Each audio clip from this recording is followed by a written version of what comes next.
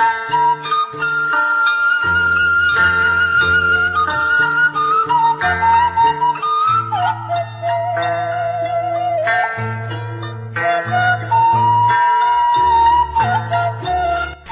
budaya Sunda pandengan sadayana sakumaha anu dipedar kamari.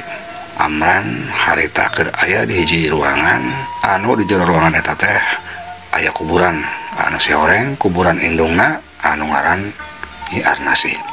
Satuluyna kadenge suratan katinggalan. Amran anak emak hidup teu kudu hanjakal ujang. Sakabeh paniatan ujang pasti kajadian ngan ayeuna mah can anjog kana waktuna. Ma percaya ka hidup pasti ngalaksanakeun amanat ti emak. Ngan emak rek ngingetkeun deui aya hiji deui amanat anu ku ujang can dilaksanakeun. Nyaeta ujang kudu neangan dulur sakembaran hidup anu baheula kapaksa ku emak dipeuceun di tengah leuweung. Geura tayangan ka ditu ujang sing kapanggihna lantaran emak yakin eta dulur ujang teh sampai ka ayeuna masih aya di kieuna. Cek eta soratan katinggalan. Sungguhun emak mangga sadaya amanat emak pasti diestukeun pisan ku kuring. Amran nembalan. Sanggeus kitu angin anu ngagelebug saeutik-saeutik siga nu ngajauhan. Beuki lila sorana beuki tambah jauh. Akhirna males teu kadenge deui kaayan balik deui sabihari-bihari.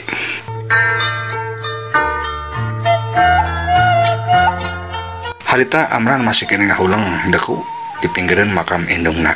Pikiranna kumalayang inget kana carita hirup indungna basa masih keur aya di kieuna. Hiji kajadian anu sebenarnya mah teu kaalaman ku Amran, tapi ngan saukur carita ti indungna. Kieu carita anu dicaritakeun ku indung Amran ka Amran.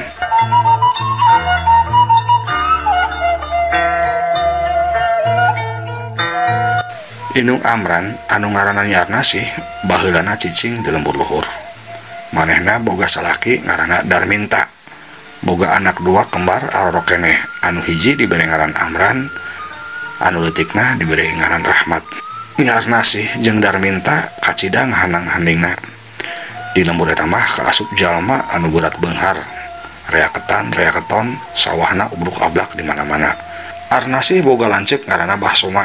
Ari Bahsoma dina ieu carita kacaturkeunna teh minangka bapana Bahsura. Mahina ge sarua berat beungharna. Tapi kulawarga Arnasih jeung keluarga Bahsura kabejakeun teu akur. Bahsoma bapana Bahsura mindang iri kana kaboga Arnasih. Dina hiji waktu kaayaan di lembur luhur memujahna urit. Jalma-jalma loba anu laleungit teu paruguh. Tuluy kabejakeun jalma-jalma teh diculik ku Walanda. Malahan sabagian loba anu ditarembakan. Pasalna lembur luhur teh ku Walanda dianggap tempat panyumputan para laskar pejuang anu harita mah dikenalna pejuang Hizbullah, laskar Hizbullah ya. Duka mimitina kumaha ujug-ujug nyebar di lembur luhur yen datangna Walanda ka lembur eta teh kulantaran aya mata-mata anu khianat ka bangsa urang. Jeung teuing ti mana asalna nu disebutkeun jalma anu khianat teh nyaeta Darminta salakina Arnasih. Atuh dina kaayaan keur kitu mah sakabeh warga teh langsung percaya bae.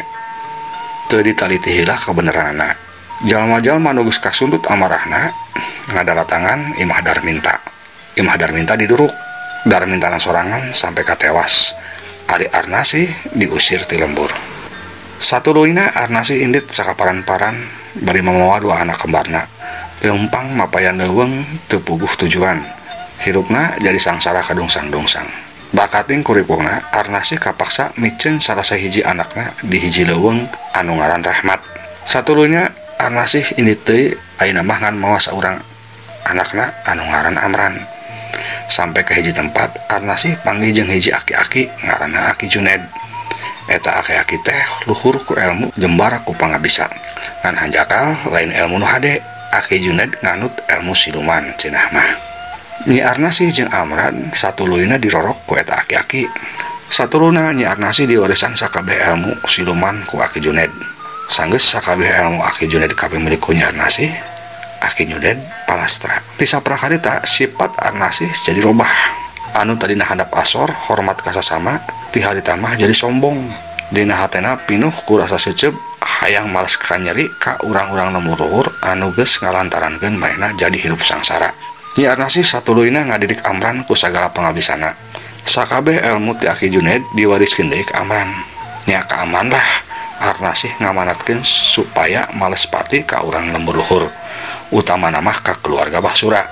Sanggeus sakabeh ilmuna pindah ka Amran, duka kumaha Nyi Arnasih oge akhirna ninggal. Tinggal Amran sorangan nu hirup.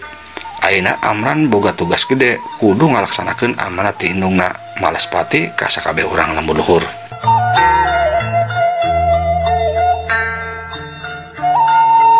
Tah kitu jejer caritana kunaon sababna Amran boga rasa dendam ka urang lembur luhur, utamana ka Bahsura.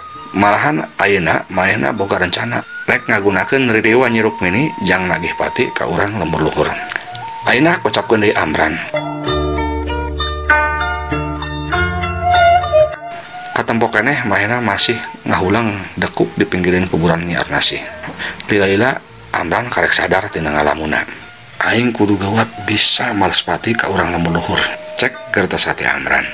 Amran tuluy nangtung kaluar ti eta ruangan. Sup manehna asup deui ka ruangan anu sejen. Eta ruangan teh tempat anu biasa ku Amran dipake tirakat. Sanggeus aya di jero ruangan, Amran tuluy diuk sila sidakep sinuku tunggal. Tuluy katempo kunyam-kunyem mapatkeun jampena bari nyeungeut parukuyan. Sanggeus rada lila kadenge Amran ngomong, "Jin kalajugang, keluar sia." Cek Amran ngagerowan jin kalajugang anu jadi ingwana. "Krieg, krieg." Ujug-ujug saung karasa ingeung. Bladug disusul ku kaluarna haseup tina salah-salah bilik eta ruangan. Eta haseup warna hideung, mimitina katempo ipis tapi beuki lila beuki kandol, muih tus lila ngabentuk hiji makhluk anu pikasieun. Eta makhluk sakabeh awakna buluan, irungna pongek, ceulina rebing, ari huluna mah botak, tapi katempo aya tandukan. Cakakak eta makhluk serinya kakak. "Aya naon agan nyadukeun kaula?" Cek jin kalajugang. Alus kalajugang. "Andika memang tetap setia ke kaula. Ayeuna kaula butuh bantuan Andika." "Naon anu kedah dilakukeun ku kaula, juragan?" Gira cokot deui raga Nyi Rukmini anu ayeuna keur kaasupan ku jurig cai. "Geuat ulah sampe lambat, samemeh kaluarna panon poe." Cek Amran mere parentah. Cedok eta jin kalajugang nyembah. Satuluyna wujud manehna robah deui jadi haseup les ngaleungit. Cag urang tunda heula.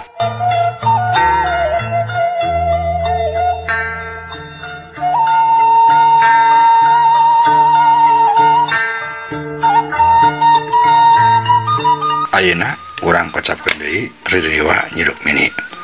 Sanggeus gagal mahal ambu suri lantan kaburu kadenge sorah hayam teh kongkorongok eta ririwa siga nu limbung. Hibar sosoloyongan neangan tempat. Keur kitu kaayaan beuki lila beuki caang. Panon poe geus mimiti rek dijil. Jerit eta ririwa ngajerit koceakan. "Aduh, ampun, panas. Ampun, panas." Cek eta ririwa. Sora eta ririwa kadenge ku jalma salembur. Sakabeh jalma kacidareuasna. Sampe-sampe jalma-jalma nu rek katampian baralik deui, nu rek edit katajug oge teh tulus. Ari ririwa Nyi Rukmini masih keneh muter-muter neangan tempat bari terus jejeritan.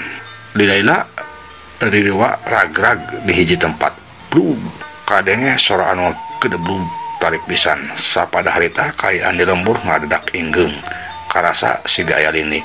Atuh jalma-jalma beuki pohara rewasna. Ririwa Nyi Rukmini anu ragrag katempo ngagoler dina luhur taneuh. Wujudna saeutik-saeutik robah. Lila-lila balik deui saperti wujud Nyi Rukmini anu geus teu aya nyawaan. Nadadana katempo katu kurut bedog. Katempo tina awak Nyi Rukmini anu geus jadi bahan santia teh kaluar hiji bayangan hideung. Eta bayangan kasorot ku cahaya panon poe anu miti medal. Bayangan katempo saeutik-saeutik ngalitikan siga lilin anu letay. Teu mah les eta bayangan leungit pisan.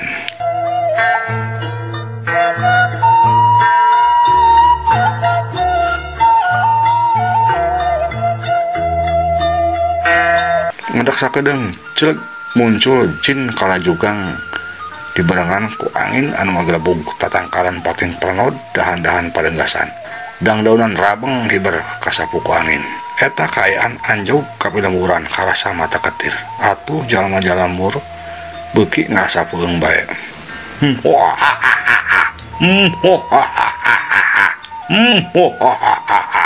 kadenge suara jin kalajugang anu ngebatak penih handaruan eta jin katempo netep kana layon Nyi Rukmini seot mahina nyewat nyamber layon Nyi Rukmini tuluy hiber ka awang-awang bari terus kadenge seserian ngabarakatak sora serina kadenge ku jalma-jalma salembur atuh jalma-jalma reuas deui bae sakabehna pada nyumput di jero imah teu aya nu wani kaluar.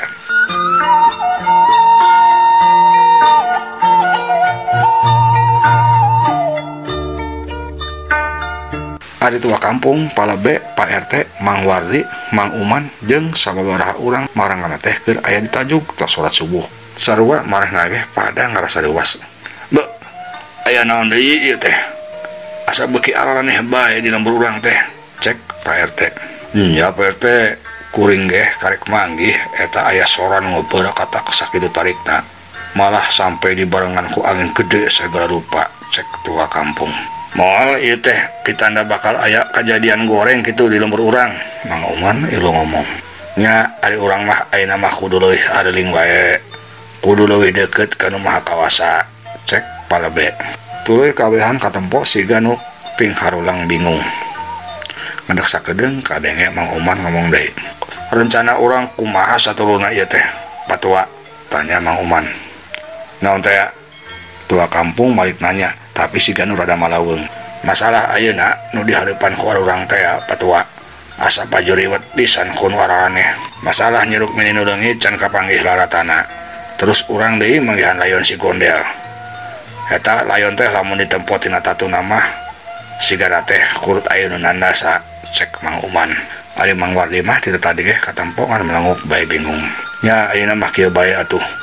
Ulang pula sarah heula layon si Gondel sakumaha mistina. Saterusna urang tuluy nyangan deui Nyi Rukmini. Sugan ari teu beurang mah bisa kapanggih racakna. Jawab tua kampung. Kumaha lamun ikhtiar neangan Nyi Rukmini teh ulah ngan sakur ku cara lahir bae Patua. Ieu mah usul kuring ieu mah. Sugan bae kabehan satuju. Maksud Pak RT tatanyakan ngarti merenya gitu. Tua kampung hayang leuwih jentre. Nya kitu maksud mah lantaran kuring ngarasa leungit Nyi Rukmini teh pasti aya hubunganna jeung nu gaib. Buktina ti saprak Nyi Rukmini leungit kalah maruncuran nu aneh-aneh. Cek Pak RT deui Daria. Tah bener. Oh salahna ari urang ikhtiar mah pala B mairan. Nya kitu alus. Tapi kira-kirana kasaha urang tatanyana. Tua kampung minta pendapat. Kabehan padang harulang. Komo Mang Wardi mah da ti tadi ge teu kecet-kecet. Bakating ku pusingna manehna mah. Kumaha lamun urang minta bantuan Mbah Sura? Kan di lembur ieu mah nu katalah sok dudukun teh ngan manehna bae. Mang Uman mere pendapat. Ari kuring sih satuju bae. Ngan kira-kirana kumaha Mbah Surana bakal daekeun nulungan teu moal. Cek tua kampung ngarasa teu yakin. Nya cuang cobaan bae dawuh salahna Patua. Buktina keur peuting ge pan Mbah Sura siga nu sumanget pisan ilu neangan Nyi Rukmini. Cek Pak RT. Nya ari kitu mah hayu cuang tepungan Mbah Sura, tapi samemehna urang cuang mula sarah heula layon si Gondel. Sanggeus beres kakarek urang ka ditu. Cek tua kampung. Tuluy sakabehna arindit balubar rek mula sarah heula layon si Gondel.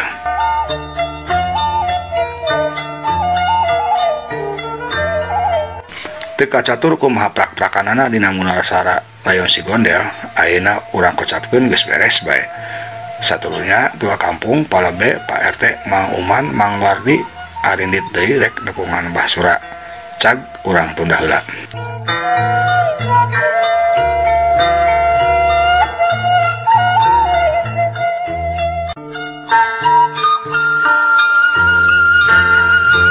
Ayeuna urang caturkeun kaayaan Mbah Sura jeung Ambu Suri. Basa aya kajadian jalma-jalma lembur anu rarewaseun lantaran ngadenge suara jin kalajugang anu ngabarakatak. Mbah Sura mah teu nyahoeun da maena mah ngaguheur sarepules pisan. Kitu deui Ambu Suri, manehna ge masih keneh kapiuhan teu empes-empes ti saprak kawenehan jeung jurig Nyi Rukmini teh.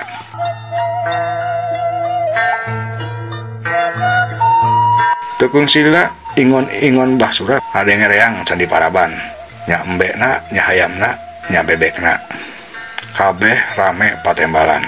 Basura ngerasa kagendengan akhirna mainan ngorejat hudang katempo kumaha cahaya panen poe geus asup tina sela-sela bilik jeung sela-sela jandela. Basura kaget panonna kurusan kerecem sarabeun. "Be, geuning aing kaburangan," cek Basura. Tuluy mahna wakauk nyalukan Ambu Suri. Suri. Tapi Ambu Suri teu kadengen nembalan. Basura gugulunuk. "Kamana eta si Suri? Mangkara ari hees keneh mah. Kabluk pisan," cek Basura deui. Ngomong kebluk ka Ambu Suri padahal mah main ge kebluk.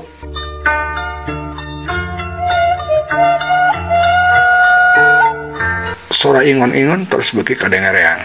Basura turun tina ranjang, tuluy leumpang buka panto kamar. Suri, hudang geus beurang." Tapi Ambu Suri tetep teu nembalan. Basura muakeun hordeng kamar anu hijina, tapi di kamar suung teu aya sasaha. Basura heran. "Be, geuning eueuh di kamar ieu ge. Ka mana eta manusa? Moal kabur deui mah kitu. Asa kacida lamun sampai kabur deui teh," cek kerentes hate Basura. Basura tuluy lempang deui rek ka dapur. Barang breh kasampak Ambu Suri keur ngagoler deket lawang anu aya ka dapur. Nempok kitu Basura meuni gogodeg. Disangka kumanehna mah Ambu Suri teh kalah ngadon sare di lawang dapur. "Be, eta kalakuan si Suri bet siga bolon bae. Kalah ngadon hees di lawang dapur. Dasar nini watah warah. Keun ku aing diwarah pisan sakalian," cek kerentes Basura. Tuluy Basura lempang deui, tapi ayeuna mah katempo rada jejengkean bisi ngageureuwahkeun Ambu Suri anu keur siga nu pules pisan. Geus aya di dapur, Basura tuluy nyuk cai sagayung tina gentong. Tuluy lempang deui ka palebah Ambu Suri, geus anjog piur. Ambu Suri diguyur ku cai. Atuh korejat Ambu Suri teh hudang. Panonna curang sileung kaget. Barang ret ka Basura, Ambu Suri langsung ngoceak bari nyebut jurig. Dua dampal leungeunna dipake nutupan panom. Jurig, halik sia ka itu. Ingkah sia jurig," cek Ambu Suri nyebut-nyebut jurig bari siga ngusir Basura. Atuh Basura teh jadi ambak. Hauk manehna nyarekan ka Ambu Suri. "Kunaon sia teh Suri nyebut ka aing jurig? Hayang tampiling deui sia ku aing," cek Basura ambak. Manehna katampo ngadeukeutan Ambu Suri bari leungeunna geus meber-meber bae rek nampiling. Nempok Basura ngadeukeutan, Ambu Suri kalah beuki ka soak, lain ku soak kurek ditampiling, tapi manehna mah soak teh sabab katampo kumaha mah Basura teh siga jurig jeruk mini anu puting rek nyekek teh. Ambu Suri undur-unduran sieun bari kadenge sesinggar. "Halik sia. Halik ka ditu. Ka Sabrang ka Palembang," cek Ambu Suri bari terus undur-unduran.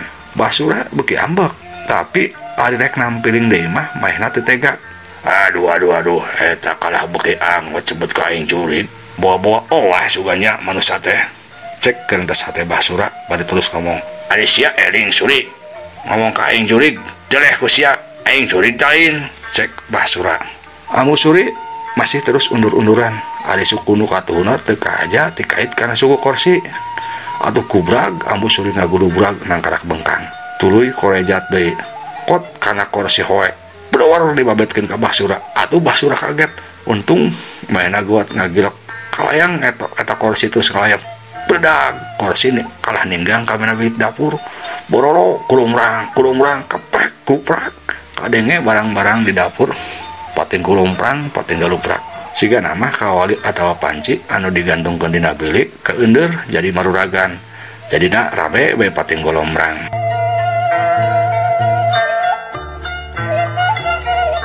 Basura bener-bener ambak pisan ayeuna mah. Bangka warasia kalah ngaruksak. Ieu mah lain antepkeun, cek Basura bari matana bolotot ambek. Nempok Basura molotot, Ambu Suri anu can kumpul pisan rambutana beuki sieun bae. Sabab nu katempo kumaha mah Basura teh jurig anu peuting pikasieun.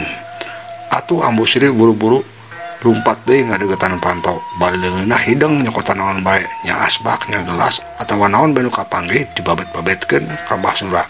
Atuh Basura reuas ngagewar ka kencang, ngagewar ka katuhu cileung ka luhur lelok mahindaran barang-barang anu dibabet-babetkeun ku Ambu Suri. Basura beuki teu sabar bae. Waduh, bener-bener skill suga si Suri. Lamun kieu carana bisa hancur kabeh barang-barang anu aya di imah ieu. Cek Basura. Basura tuluy mundur ka tempo siga nu ngawahan. Tuluy Ceng, Basura loncat rek nombruk Ambu Suri. Atuh Ambu Suri beuki soak pisan. Tapi pas loncat Ambu Suri ngahindar, baleuna hidang mukakeun panto. Atuh tolonjong, Basura ngelonjong labas ngaliwatan panto. Ceger, nabrak tiang imah kulitik-kulitik labuh kana golodog. Kubrag nangkarak bengkang. Nempo Basura ngagubrag, Ambu Suri buru-buru lompat kabur lewat panto dapur. Bari sungutna tulung-tulungan aya jurig. Basura anu saking ambekna geus poho kana nyeri. Tuluy main udang lumpat budak Ambu Suri. Akhirna salaki jeung pamajikan paudag-udag siga bolon anu keur ulin udag-udagan.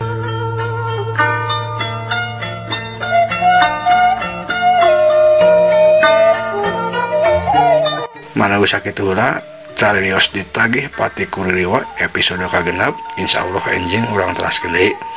Ieu dongeng karangan Pribados Kang Abdul Burhanuddin oge dipedaraku Pribados. Hapunten kana kakiranganna. Mugia katampi kalayan kabingan. Assalamualaikum warahmatullahi wabarakatuh.